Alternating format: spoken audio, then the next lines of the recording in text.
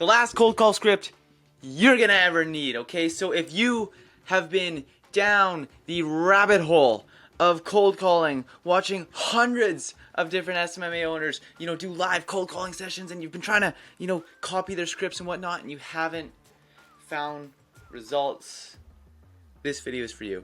And the reason why is because this is not a cold call script, okay?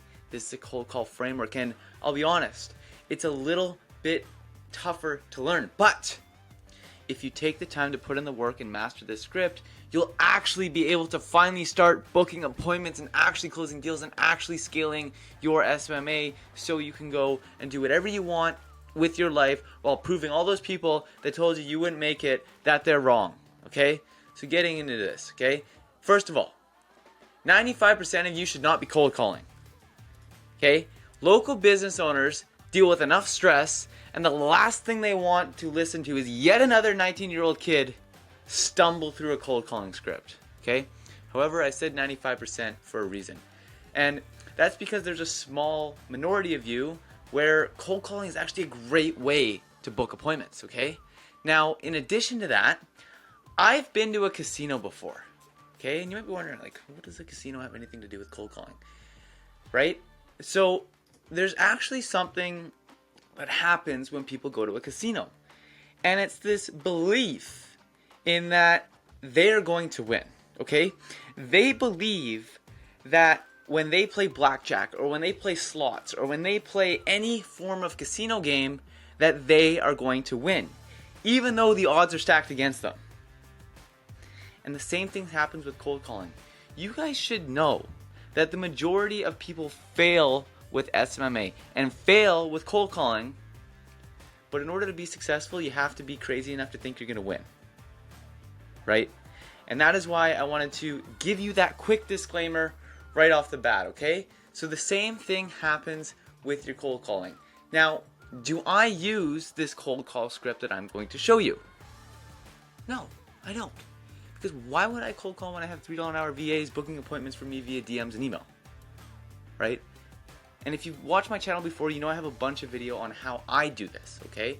However, this is the cold call script that the elite RSC members inside of my private inner circle are using, right? The elite RSC, the private RSC club, is for agency owners making over $5,000 a month, and you can see here that we as a community developed a cold calling script, and well, you can see the results here. So I am going to send you guys to another video that's actually from RSC. It's boring, I'm not energetic, but I'm actually giving the actual sauce that's actually going to help you book appointments using the cold call. So with that, I will see you guys in that video. Alrighty, here is the cold call script. Because a lot of tonality and pauses and all that kind of stuff go into a successful cold call, I'm going to add a loom to this page in the Notion just to fully communicate how the process with this cold call strategy works. So before I get into the actual script, I'm going to talk about the high level strategy. So the high level strategy with this cold call is using NEPQ, which for those of you that have been in RSC for a minute now, you're familiar with NEPQ. It is an advanced method of selling. So if you do not have a ton of selling experience, there might be, perhaps easier methods of selling because it does rely on a lot of tonality and, really understanding your prospect. So the high level NEPQ strategy for this cold call script is to, number one, connect and pull them in to evoke enough curiosity to continue the conversation. So when we do this cold call script, we do not want to sound like a cold caller whatsoever. That is our goal with the intro. As you can see here, the goal is to, like right there, it's like you just want them to continue the conversation. You're not trying to sell them, you're not trying to pitch them, you just want to spark their curiosity. Once you've sparked their curiosity, you want to ask questions to figure out their current situation. You want to ask questions to figure out the problem with their current situation. Then we're going to start asking questions to make them realize the problem with their current situations and to admit what they want. This is a very key aspect of this. We do not want to be telling people what their problem is. They will get defensive. We don't have any rapport with these people and they will hang up on you. We need to ask careful, skilled questions to make them come to the own conclusion that they have a problem. Once they've admitted to their problem and they've told you what they're looking for, you can do a 20 to 30-second pitch and then set a meeting to do a proper sales call. So getting into the script, hey is name there. Oh, hey name, this is just your name. I'm not sure if we've met yet, but was wondering if you could possibly help me out for a moment. Prospect's going to reply, how can I help? Oh, who is this? They're going to say something like that. Well, I'm not quite sure you could yet. I called to see if you'd be open at looking at any possible hidden gaps in aspect of your business that could be causing you to experience problem. Prospect's going to reply, what do you mean? What is this all about? Oh, I apologize. I didn't mean to offend you. What we do is, and then you get into a personalized introduction that positions yourself as a solution to problems. You're not positioning yourself as a marketing agency. You're not positioning yourself as somebody trying to sell something. You position yourself as a problem solver, and then you wrap that up with a question at the end.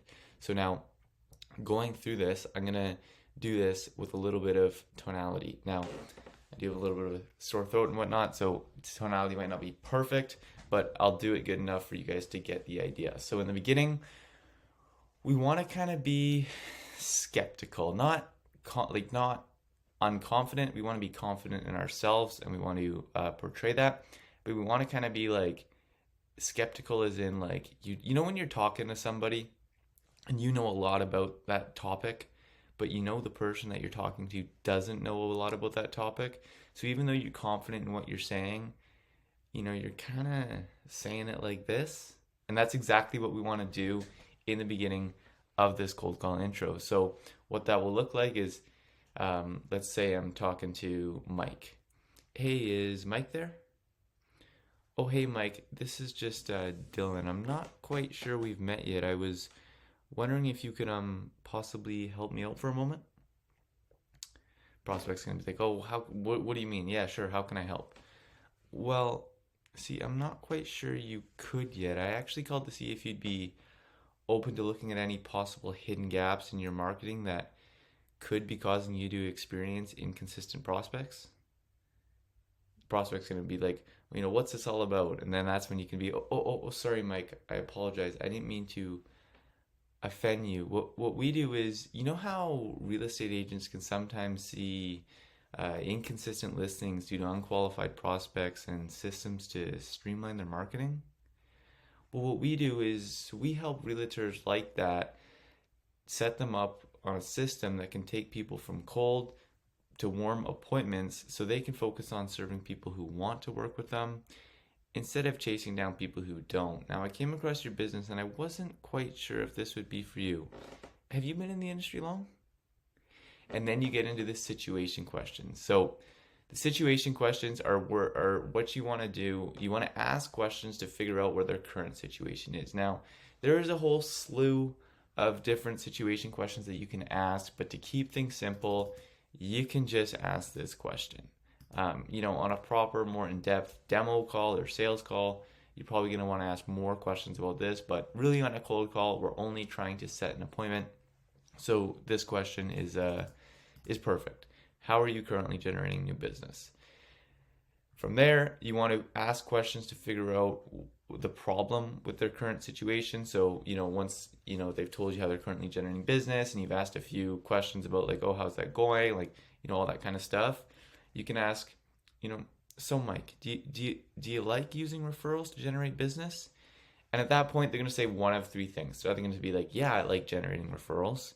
They're either going to be, no, I don't like generating referrals. Or they're going to be like, yeah, I do like generating referrals, but ... And depending on what they say, you have three different options that you can take this conversation. So if they're like, yeah, I like generating referrals, you can be, that's not a problem. Just curious. What do you like about it? And then they'll be like, oh, I like X, Y. And then anything else you can ask them? Yeah, I also like Z.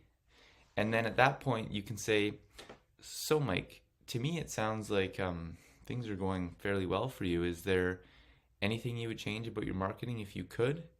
And at this point, they will always say, oh, well, I guess referrals could be a little bit more consistent because, it is free business, it is this, but, you know, and then you'll get them to admit their problem. Every time you ask that, they will say their problem. If they say, nope, I'm good, like whatever, chances are you lost rapport with them earlier in the call. They're not interested in anything you have to say, and you're better off just ending that conversation there. But as long as you've done the intro of the call according to how I've laid it out here, they will always admit to some problem there because everybody has some problem, no matter what form of marketing, what form of client acquisition channel that they're doing. It could always be better, no matter how successful they are or not successful. If they say no, I don't like it, and you can simply ask what don't you like about it, and then you can figure out their problem there. And if they say maybe, you can say, hold on. I sensed a little bit of hesitation there. You don't sound too sure. Is there anything you don't like about using referrals? And then they can, oh, well, I don't like this, or oh, well, I don't like that. Once you've got them to, admit to their problem, you can ask any of these questions. Now, these questions are ones you just want to learn and have in your back pocket. Like, this part isn't scripted, isn't anything like that. This is just like a question bank that you can reserve in your back pocket. So questions like, oh, Mike, has that had an impact on you? Well, in what way though? Mike, I sense you may be a little frustrated by this. Kind of keeping that skeptical tone as we're doing our probing and our clarifying questions. And the point of these questions are to get them to realize the problem with their situation. So after they say, oh, yeah, sometimes my referrals are a little bit inconsistent. Oh, when you say inconsistent, what exactly do you mean by that? Oh, well, blah, blah, blah, blah, blah, blah, blah, blah. Well, Mike, has that had an impact on you? And if they say, another, quick tip here is, if they say, yeah, we've just been, frustrated, stressed, annoyed, whatever the case may be, or it's time consuming, you can simply respond with frustrated, annoyed, stressed. And that's usually a great way to get the prospect to open up, to really explain their entire problem. Now, once they've kind of gone a little bit into the problem and everything that they're struggling with, you can get them to admit that they're looking for something better, that they would benefit from something better by saying this, I don't mean to offend you, Mike, but, if you're struggling with the inconsistencies through referrals and it's, causing a little bit of frustration, why haven't you made a change? And then they'll be like, oh, well, because of this, and because of this, and because of this, and because of this, and because of this. And then at that point, you could say, well, Mike, if you could possibly make a change, what would you want? Oh, well, I would want this, and I would want that, and I would want this, and I would want that. And at that point, once they tell you what they're looking for, okay, but why is that important to you now, though? And then, oh, because of this reason, and because of that reason, and because of that reason, and because of that reason.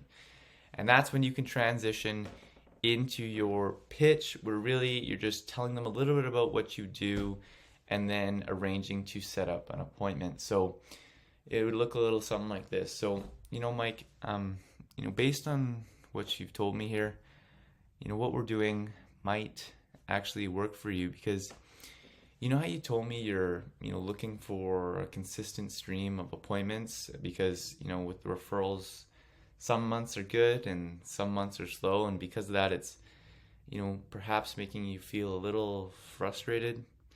Well, what we do is, we set up a system that, works 24/7, 365 days a year to constantly be sourcing cold prospects in your local market and warming them up into warm appointments, so you can just focus on serving these people that pop up on your calendar, as opposed to, chasing down people who have no interest in buying or selling their homes right now. And, what this means to you and your company is, your time is going to be better spent serving people in need and growing your business by actually, delivering on your real estate services, as opposed to, chasing down and, trying to call up old referrals and, all that kind of, time wasting stuff. And actually, We actually just did this for another realtor. His name was Sam, and he's actually been experiencing roughly about 40 to 50 warm appointments per month, and that's allowed him to greatly reduce the amount of stress and anxiety that have come with the highs and lows that is inevitable in the real estate market. Now, Mike, does that feel as if it might be what you're looking for? Oh yes, yes, or and then they're gonna respond to that, and at that point you could be. So would it make sense for us to talk again to see if what we're doing will fit into what you're looking for? Most of the time they'll say yes, and then you can be book appointment. Okay, this time. You can tell them about what happens between this very moment and the book call, if there's any emails that they have to do, or depending on your process, everything's gonna be different. But that is the NEPQ cold call script. Obviously, if you guys have any questions, bring it to a call, drop it in the Discord. But yeah, I mean, you guys master this script, you will be crushing the cold calls, because this is like very, very, very few people on the market are doing this. You will stand out, and you are really putting the focus on your prospect, and you're staying neutral. You're not, being pushy, anything like that. And it's, with trust at an all-time low in sales, this is the way to combat that.